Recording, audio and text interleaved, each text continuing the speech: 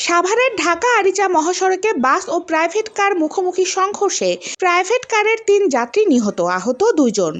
২ December সোমবার ৩টার দিকে ঢাকা-আরিচা মহাসড়কের বলিয়ারপুর এলাকায় ঢাকামুখী লেনে এই দুর্ঘটনা ঘটে।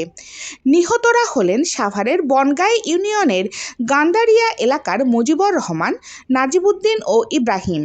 নিহত মুজিবুর রহমানের ভাগিনা শাহিন বলেন, বেলা ৩টার দিকে বলিয়ারপুর এলাকা বাসের সাথে প্রাইভেট কারের মুখোমুখি সংঘর্ষ হয়।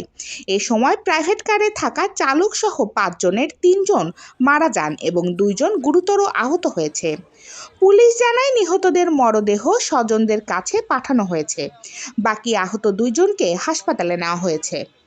ঘটনাস্থলে এসে আমরা দেখলাম আর ওনাদেরকে নিয়ে গেছে হাসপাতালে, বিভিন্ন হাসপাতালে নিয়ে গেছে।